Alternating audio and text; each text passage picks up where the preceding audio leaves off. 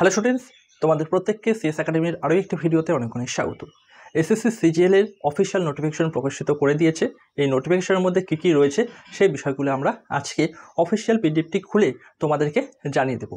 তার আগে তোমাদের বলে রাখছি, আমরা আজকে যে পিডিএফটি আমরা দেখবো সেই পিডিএফের মধ্যে আমরা কোন জিনিসগুলোতে ফোকাস করব। আমরা প্রথমেই দেখবো এসএসসি সিজিএল এক্সামের পোস্ট, কোন কোন পোস্টে এখানে নিয়োগ হয়। তারপর আমাদের দেখতে হবে এজ ক্রাইটেরিয়া, কতটুকু এজের মধ্যে আমাদের অ্যাপ্লাই করা যাবে। এডুকেশনাল কোয়ালিফিকেশন কী চাওয়া রয়েছে, এখানে মাধ্যমিক পাস, উচ্চ মাধ্যমিক পাস না গ্র্যাজুয়েশন, সেটা আমাদের দেখতে হবে। তারপর কোন কোন সাবজেক্টে পরীক্ষা হয়, আর সেই সাবজেক্টের পরীক্ষাটা কী প্যাটার্নে হয়, টিয়ার 1 হয়, টিয়ার 2 হয়, নাকি শুধুমাত্র টিয়ার 1 হয় এবং ডকুমেন্ট ভেরিফিকেশনের মাধ্যমে চাকরি হয়, সেই জিনিসগুলো আমাদের দেখতে হবে এক্সাম প্যাটার্নের ক্ষেত্রে। অ্যাপ্লিকেশন কবে থেকে শুরু করা যাবে, কবে অ্যাপ্লিকেশনের লাস্ট ডেট, সেটা আমরা দেখব। অ্যাপ্লিকেশন কোথা থেকে করব সেটা আমরা দেখব। অ্যাপ্লিকেশনের ফি কত চাওয়া রয়েছে সেটা দেখব। এর সঙ্গে আরও বেশ কিছু তথ্য রয়েছে, সেগুলি আমরা অফিসিয়াল পিডিএফটি থেকে দেখে নেব। চলো এখন আমরা চলে যাচ্ছি অফিসিয়াল পিডিএফটিতে। অন স্ক্রিনে তোমরা দেখতে পাচ্ছ বর্তমানে আমি রয়েছে ssc.gov.in এর অফিসিয়াল সাইটে। এই সাইটে যদি তুমি চলে আসলে দেখবে যে notice of combined graduate level examination 2024, এখানে সরাসরি ক্লিক করবে। ক্লিক করার পর কিন্তু এই যে পেজটা, এই পিডিএফটা, এটা কিন্তু তোমাদের স্ক্রিনে কিন্তু ওপেন হয়ে যাবে। এখন আমরা এই স্ক্রিনের মধ্যে এই পিডিএফ এর মধ্যে কি কি বলা রয়েছে, যে তথ্যগুলো আমি তোমাদের প্রথমেই বললাম, সেগুলি কিন্তু একটু ডিটেলে আলোচনা করব।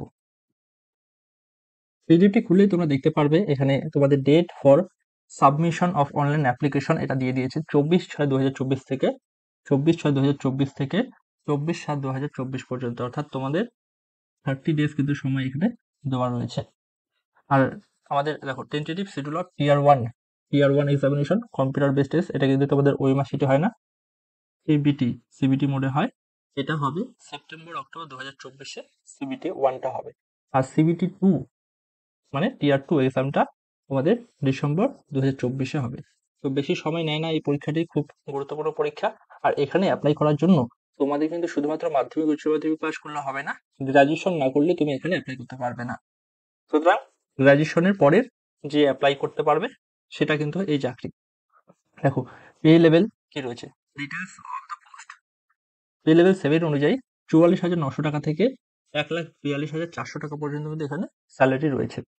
অ্যাসিস্ট্যান্ট অফিসার, দেখো পোস্টের যে ক্যাটাগরি বা ক্লাসিফিকেশন অফ পোস্ট, সব গ্রুপ বি এর পোস্ট। তো গ্রুপ বি আর এখানে গ্রুপ সি এর পোস্ট রয়েছে। তোমাদের এখানে দেখবা প্রত্যেকটি পোস্টের জন্য আমাদের এজ লিমিট রয়েছে 20 থেকে 30, 18 থেকে 30, 20 থেকে 30, 18 থেকে 30 হলেও কিন্তু তুমি অ্যাপ্লাই করতে পারবে না, কারণ 18 বছরে আমি যতটুকু জানি কেউ গ্রাজুয়েশন করে বসে থাকে না। সুতরাং এখানে তুমি 18-তে অ্যাপ্লাই করতে পারবে না। তো অ্যাকচুয়ালি দেখো 20 থেকে 30, এখন তো 20 বছর বয়সে তোমাদের গ্রাজুয়েশনও কমপ্লিট হয়, তোমাদের সময়টা হয়ে যাবে 23 থেকে 30 পর্যন্ত কিন্তু তোমরা সময়টা পাচ্ছ। এই জিনিসটা মনে রাখবে, কারণ এখন তোমাদের গ্রাজুয়েশনের বয়স হচ্ছে 4 বছর। গ্রাজুয়েশনের বয়স মানে গ্রাজুয়েশন কমপ্লিট করতে করতে তোমাদের 4 বছর সময় লাগবে। তো 18 থেকে 4 22 বছর, আর রেজাল্ট আস্তে আস্তে তোমাদের 23 বছর, সেই হিসেবে আমি ধরে রাখছি। আর দু একটা পোস্ট রয়েছে যেখানে তোমাদের 18 থেকে 32 বছর পর্যন্ত ফর্ম ফিল আপ করার সুবিধাটি দিয়ে রেখেছে। এবার দেখো লেভেল 5 অনুযায়ী বেশ কিছু পোস্ট রয়েছে, এখানে কিন্তু 18 থেকে 27 বছর, 18 থেকে 27 বছর। অ্যাকচুয়ালি 18 তো তুমি ফর্ম ফিল আপ করতে পারবে না, বারবার বলছি বিষয়টা। 18 থেকে 27 বছর পর্যন্ত বেশি সময় পাবে না। ধরো 23 বছরে তোমাদের 23 বছরে form fill up graduation complete হলো, তাহলে আর শুধুমাত্র 4 বছর তুমি সময় পাবে, 4টা অ্যাটেম্প পাবে। সুতরাং এই সমস্ত চাকরিতে যে একজন একটা সিট সংরক্ষণের জন্য তোমাকে অবশ্যই কলেজ লেভেল থেকেই নিজেকে তৈরি করতে হবে। দেখো একবার একটু স্ক্রিনশট নিয়ে নিও, অথবা আমাদের হোয়াটসঅ্যাপ গ্রুপে যুক্ত হয়ে যাও, সেখানে আমি সম্পূর্ণ পিডিএফটি দিয়ে দেবো। কোন কোন পোস্টে এখানে নিয়োগ করা হচ্ছে, পোস্টগুলি কি কি, সেগুলি তুমি খুব ভালো করে দেখতে পারবে। আর ডিপার্টমেন্টে তোমরা দেখতে পাচ্ছ central secretariat service, intelligence bureau, ministry of railways, ministry of external affair, এই সকল পোস্টে একদম হাই র্যাঙ্কের অফিসার পোস্টে কিন্তু তোমাদের নিয়োগ হচ্ছে। এখানে তোমরা ভ্যাকেন্সি দেখতে পাচ্ছ, দেয়ার আর অ্যাপ্রক্সিমেটলি 17,727টি ভ্যাকেন্সি কিন্তু এখানে আছে। তো এর আগেও আমরা দেখেছি যে এএলপি অ্যাসিস্ট্যান্ট লোকো পাইলটের যে ভ্যাকেন্সিটা এসেছিল সেটা কিন্তু পরবর্তী সময় ইনক্রিজ করে দেওয়া হয়েছে। তো 17,727 থেকে ইনক্রিজ করা হবে, এর থেকে কিন্তু ডিক্রিজ করা হবে না, এটা তুমি নিশ্চিত থাকতেই পারো। আর কোথায় অ্যাপ্লাই করতে পারবে, দেখো https://ssc.gov.in এই সাইটে গিয়ে তোমরা কিন্তু অ্যাপ্লাই করতে পারবে। আর টেন্টেটিভ ভ্যাকেন্সি আর সবকিছু কিন্তু এই যে সাইটটা রয়েছে এই সাইটের মধ্যে তোমরা অ্যাভেলেবেল দেখতে পারবে। অ্যাপ্লাই করার জন্য দেখো must be citizen of India, a citizen of India or a subject of Nepal or a subject of Bhutan, এটা কিন্তু তোমাদের ন্যাশনালিটি রয়েছে। এবার চলে যাচ্ছে আমরা এজ লিমিটের ক্ষেত্রে। দেখো এজ লিমিট কিন্তু আমরা প্রত্যেকটি ক্ষেত্রেই দেখলাম, বেশ কিছু পোস্টে আমরা দেখলাম 18 থেকে 17 বছর পর্যন্ত রয়েছে। সেটার ডেট কাউন্ট হবে কিভাবে, এখানে উল্লেখ করা রয়েছে। যেটা 20 থেকে 30 সেটা তোমাদের তারিখটা এখানে দিতে পারছো 18 থেকে 30, এবং 18 থেকে 32-এর যে টাইম লাইনটা সেটা কিন্তু তোমরা সব এখানে দেখতে পাচ্ছ। এবার বিভিন্ন ক্যাটাগরি অনুযায়ী এখানেও কিন্তু এজের ছাড় রয়েছে। যদি তুমি এসসি বা এসটি হয়ে থাকো তাহলে 5 বছর ছাড় পাবে। যদি দেখো কোনো একটাতে 27 বছরে ম্যাক্সিমাম লিমিট, তো 27-এর সঙ্গে তুমি 5 অ্যাড করে নেবে, আর যেটাতে 30 সেটা থেকে 5 অ্যাড করে নেবে। এভাবে কিন্তু তোমরা 5 বছর বয়সের ছাড় পাচ্ছ। আর ওবিসিটা 3 বছরের, আর বাকি যারা রয়েছে তারা কিন্তু 10 বছর, 13 বছর, 15 বছর এভাবে বয়সের ছাড় পেয়ে যাচ্ছ। তবে এখানে দুটি পোস্ট রয়েছে, দুটি পোস্ট কি কি একটু তোমরা দেখে নাও।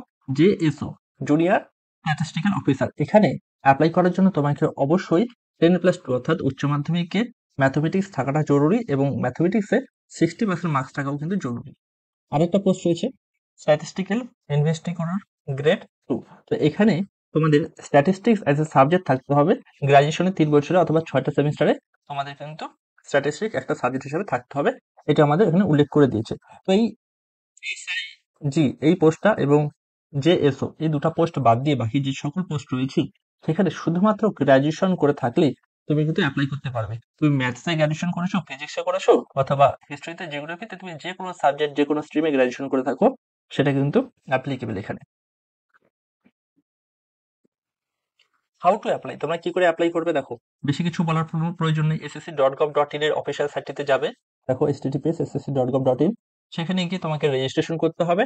তারপর তুমি ওয়ান টাইম রেজিস্ট্রেশন করার পর অ্যাপ্লাই কিন্তু খুব সহজে করতে পারবে। ফর্মটি ফিল আপ করে দিলেই তোমার অ্যাপ্লাই হয়ে গেল। এখানে অ্যাপ্লিকেশন ফি কি চার্জ রয়েছে সেটা একবার দেখে নাও। অ্যাপ্লিকেশন ফি শুধুমাত্র 100 টাকা, এর সঙ্গে তোমাদের ক্যাফে চার্জ যতটা নেবে সেটা আলাদা ব্যাপার। আর তুমি যদি নিজে ফর্ম ফিল আপ করো তাহলে তোমার কোনো রকম ক্যাফে চার্জ লাগবে না, শুধুমাত্র এই 100 টাকা তাদেরকে পেমেন্ট করতে হবে। সেন্টার অফ এক্সামিনেশন, এখন তোমাদের অনেক চিন্তার বিষয় থাকে যে কোথায় আমাদের এক্সাম সেন্টার পড়বে। তো এক্সাম সেন্টার তুমি যেখান থেকে অ্যাপ্লাই করবে তার 3টা অপশন দেওয়া থাকে এক্সাম সেন্টার চুজ করার, সেই 3টা অপশনের মধ্যেই কিন্তু তোমার পড়ে থাকে। তুমি দেখো এখানে যদি দেখতে পাও, আচ্ছা এটা না, এটা না, আমরা সেকেন্ড নিচের দিকে একটু চলে যাচ্ছি। নিচের দিকে চলে গেলে আমরা কিন্তু আমাদের রিজনটা দেখতে পাবো। তো এখানে তোমরা দেখতে পাচ্ছ ওয়েস্ট বেঙ্গল আমাদের ইস্টার্ন রিজনের মধ্যে পড়ে। তো ইস্টার্ন রিজনের মধ্যে যে সমস্ত স্টেট রয়েছে তার মধ্যে ওয়েস্ট বেঙ্গল আমাদের অন্যতম। তো ওয়েস্ট বেঙ্গলের জন্য 3টা সেন্টার বলা রয়েছে। তো নর্থ বেঙ্গলের জন্য রয়েছে শিলিগুড়ি সেন্টার, তারপর কলকাতা সেন্টার এবং আসানসোল সেন্টার। এমনটা নয় যে তুমি শিলিগুড়ি সেন্টার সিলেক্ট করলে যে শিলিগুড়ি পড়বে, এমনটা কোনো সময় হতেও পারে আবার নাও হতে পারে। তুমি শিলিগুড়ি নর্থ বেঙ্গলের যদি বাসিন্দা হয়ে থাকো তাহলে তুমি শিলিগুড়ি তারপর গ্যাংটক সিলেক্ট করতে পারো, শিলিগুড়ি গ্যাংটক তারপর কিন্তু কলকাতা সিলেক্ট করতে পারো। ফার্স্ট প্রেফারেন্স রাখবে শিলিগুড়ি 1, কলকাতা 2, অথবা গ্যাংটক 3, অথবা কলকাতা গ্যাংটককে 2 রাখবে আর কলকাতাকে 3 রাখবে। আর 4 নাম্বার অপশন দিতে হয় না, তো আসানসোল দিতে হবে না। আর যদি তুমি সাউথ বেঙ্গল থেকে থাকো তাহলে কলকাতা, আসানসোল আর শিলিগুড়ি এই 3টাকে প্রেফারেন্স রাখবে। এবার তাহলে আমরা নেক্সট পার্টে চলে যাচ্ছি। স্কিম অফ এক্সামিনেশন, এই এক্সামটি হবে 2টি টিয়ারে, টিয়ার 1 অ্যান্ড টিয়ার 2। টিয়ার 1-এ কি কি সাবজেক্ট থাকছে, টিয়ার 2-তে কি কি সাবজেক্ট থাকছে, এই সকল বিষয় আমরা এখনই দেখে নিচ্ছি। টিয়ার 1 এক্সামিনেশন, দেখো টিয়ার 1 এক্সামিনেশনের মধ্যে আমাদের জেনারেল ইন্টেলিজেন্স অ্যান্ড রিজনিং থাকছে। এখান থেকে 25টি প্রশ্ন থাকবে, আর 25টি প্রশ্ন ক্যারি করবে 50 নম্বর, অর্থাৎ প্রতিটি প্রশ্ন মানে 2 করে আমাদের এখানে রয়েছে। জেনারেল অ্যাওয়ারনেস থেকে 25টি প্রশ্ন ক্যারি করবে 50 নম্বর। কোয়ান্টিটিভ অ্যাপটিটিউড থেকে 25টি প্রশ্ন ক্যারি করবে 50 নম্বর, এখানে কিন্তু অ্যাডভান্স ম্যাথ রয়েছে। ইংলিশ কম্প্রিহেনশন থেকে থাকছে 25টি প্রশ্ন ক্যারি করবে 50 নম্বর। এখানে তাহলে আমাদের টোটাল কতগুলি কোশ্চেন হয়ে যাচ্ছে, আমাদের টোটাল কোশ্চেন হয়ে যাচ্ছে 100 কোশ্চেন। 100 কোশ্চেন থাকছে, আর এই 100 কোশ্চেনের জন্য আমাদের সময়সীমা বলেছে 1 ঘন্টা, অর্থাৎ 60 মিনিট কিন্তু আমাদের সময় দেওয়া রয়েছে। আর আমাদের এখানে এই যে টিয়ার 1 এক্সামিনেশনটা, এই এক্সামটা হবে ইংলিশ ল্যাঙ্গুয়েজে এবং হিন্দি ল্যাঙ্গুয়েজে, ঠিক আছে। আর হিন্দি ল্যাঙ্গুয়েজে যদি পরীক্ষাটি হয় তাহলে ইংলিশ কম্প্রিহেনশনের যে পার্টটা রয়েছে এটা কিন্তু হিন্দিতে থাকবে না, এটা অবশ্যই ইংরেজিতে থাকবে, একদম বেসিক প্রশ্ন। আর নেগেটিভ মার্কিং কি থাকছে 0.50, অর্থাৎ তুমি যদি দুটি প্রশ্ন ভুল করো তাহলে তোমার 1 নাম্বার কেটে নেওয়া হবে, এটা কিন্তু এখানকার negative marking. Scheme of tier 2 examination, এটা আমরা একবার দেখে নিচ্ছি। তো টিয়ার 2 এক্সামিনেশনের মধ্যে পেপার 1 আর পেপার 2 রয়েছে। তো পেপার 1 এর জন্য তোমাদের 1 ঘন্টা সময়সীমা দেওয়া রয়েছে, দেখো 1 ঘন্টা, 1 আওয়ার, এটা হচ্ছে আমাদের অ্যাকচুয়ালি এটা 1 আওয়ার না, অ্যাকচুয়ালি পেপার 1 এর জন্য আমাদের 2 ঘন্টা 15 মিনিট সময়সীমা দেওয়া রয়েছে, সেশন 1 এর জন্য 1 ঘন্টা সময়সীমা, আর সেশন 2 এর জন্য 1 ঘন্টা, আর একটা সেশন 3 বলে একটু ছোট্ট পার্ট রয়েছে সেটার জন্য 15 মিনিট, মানে 1 ঘন্টা প্লাস 15 মিনিট, এইটা কিন্তু তোমাদের সময়সীমার সিস্টেম। দেখো, মডিউল 1 এর মধ্যে, সেশন 1 এর মডিউল 1 এর মধ্যে আমাদের রয়েছে ম্যাথমেটিক্যাল অ্যাবিলিটি, আর মডিউল 2 তে রয়েছে রিজনিং অ্যান্ড জেনারেল ইন্টেলিজেন্স। তো এই দুটো মিলিয়ে আমাদের 60টি প্রশ্ন থাকছে, আর প্রতিটি প্রশ্ন ক্যারি করছে 3 নাম্বার করে, টোটাল 180 নাম্বার, আর এটার জন্য সময়সীমা 1 ঘন্টা। এবার পরবর্তী পার্টটাতে আমরা চলে যাচ্ছি, মানে সেকশন 2 তে। এখানে আমাদের module 1 English language and comprehension, আর মডিউল 2 জেনারেল অ্যাওয়ারনেস। এখানে 45টি প্রশ্ন থাকছে ইংলিশ থেকে, আর জেনারেল অ্যাওয়ারনেস থেকে থাকছে আমাদের 25টি প্রশ্ন। এটা মিলে টোটাল 70টি প্রশ্ন, 3 7 21, 210 নম্বর কিন্তু ক্যারি করবে। আর এটুকু পার্টের জন্য আমাদের 1 ঘন্টা সময়সীমা রয়েছে। টোটাল আমাদের 2 ঘন্টা হয়ে গেল। এবার চলে আসছি আমরা 15 মিনিটের বিষয়টা। দেখো, 15 মিনিট ফর ইচ মডিউল। ঠিক আছে?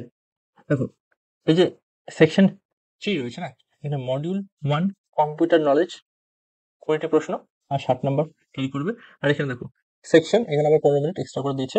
তো section 3 module 2 data entry and speed module. এখানে দেখো 1 ডেটা এন্ট্রি টাস্ক কিন্তু তোমাদের দেওয়া থাকবে। এবার পেপার 2 তে চলে যাচ্ছে। পেপার 2 তে আমি প্রথমেই বললাম যে এসও নামে যে একটা পোস্ট রয়েছে, সেটার জন্য তোমাদের কলেজে স্ট্যাটিস্টিক্স অ্যাজ এ সাবজেক্ট থাকতে লাগছে গ্র্যাজুয়েশনে। তো সেই পেপারটা কিন্তু এখানে পরীক্ষা হবে। 100টি প্রশ্ন থাকবে, প্রতিটি প্রশ্নের মান 2 করে, অর্থাৎ তোমাদের এখানে 200 নম্বরের পরীক্ষা হবে, আর সময়সীমা 2 ঘন্টা। এই জিনিসটা কিন্তু তোমাদের বলে দিয়েছে। আর যারা তোমরা অন্যান্য পোস্টের জন্য অ্যাপ্লাই করবে, তাদের এই পেপার 2 যে আছে, এটা কিন্তু থাকছে না। আশা করি তোমরা সম্পূর্ণ এক্সাম সিস্টেমটা খুব ভালো করে বুঝতে পেরেছো। এখানেও কিন্তু আমরা সাবজেক্ট দেখতে পাচ্ছি, সেই একই সাবজেক্ট। কি কি সাবজেক্ট? আমাদের ম্যাথমেটিক্স থাকছে, তারপরে আমরা দেখতে পাচ্ছি আমাদের রিজনিং অ্যান্ড জেনারেল ইন্টেলিজেন্স থাকছে, তারপর আমরা দেখছি ইংলিশ ল্যাঙ্গুয়েজ অ্যান্ড কম্প্রিহেনশন থাকছে, আর জেনারেল অ্যাওয়ারনেস থাকছে। এই 4টি সাবজেক্ট থেকে কিন্তু আমাদের সবকটি পরীক্ষায় প্রশ্ন থাকছে। তবে ব্যাপারটা কি, এই যে পরীক্ষাটা, এটা গ্রাজুয়েশন লেভেলের পরীক্ষা, 3GL। এখানে তোমাদের হার্ড প্রশ্ন থাকবে, একটু কঠিন কঠিন প্রশ্ন থাকবে। আর অন্যান্য যে পরীক্ষা, যেমন এসএসসি, জিডি, সেখানেও একই সাবজেক্ট থাকে, কিন্তু সেখানে কোশ্চেনের লেভেলটা অনেকটা কম থাকে। এসএসসি, এমটিএস, সেখানে কোশ্চেনের লেভেলটা অনেকটা কম থাকে, আর এখানে কোশ্চেনের লেভেলটা একটু হাই থাকে। আর এই পার্টগুলোতে আমাদের কি থাকে না বলতো, এই যে কম্পিউটার নলেজ টেস্ট এবং ডেটা এন্ট্রি যে স্পিড টেস্ট, এটা কিন্তু থাকে না। সিজিএল এর পোস্টের ক্ষেত্রে এই জিনিসটা আমাদের থাকে। তোমরা যদি সিলেবাসটি খুব ভালো করে দেখতে চাও, যদি কেউ মনে করছে যে পরীক্ষার ফর্মটি ফিল আপ করবে, তাহলে অবশ্যই তুমি আমাদের হোয়াটসঅ্যাপ গ্রুপের মধ্যে যুক্ত হয়ে যেও। সেখানে কিন্তু আমরা এই পিডিএফটি দিয়ে দিয়েছি। আর তুমি যদি পারো, অবশ্যই ssc.gov.in সাইটের থেকে এই পিডিএফটি ডাউনলোড করে নিও। এভাবে দেখো, ডিটেল যে সিলেবাসগুলি রয়েছে, সিলেবাসের মধ্যে কি কি পার্ট হচ্ছে, প্রবলেম সলভিং রয়েছে, অ্যানালিসিস রয়েছে, জাজমেন্ট রয়েছে, যা যা রয়েছে সেগুলি এক একটা করে তোমরা সলভ করার চেষ্টা করো। প্রত্যেকটি চ্যাপ্টার খুব ভালো করে পড়বে, তাহলে কিন্তু অবশ্যই তুমি চাকরি পাবে। আজকের ভিডিওটিতে এতটুকুই তোমাদের জানানো ছিল। আশা করি তোমরা বুঝতে পেরেছো। আপনাদের হ্যাভ এ গুড ডে।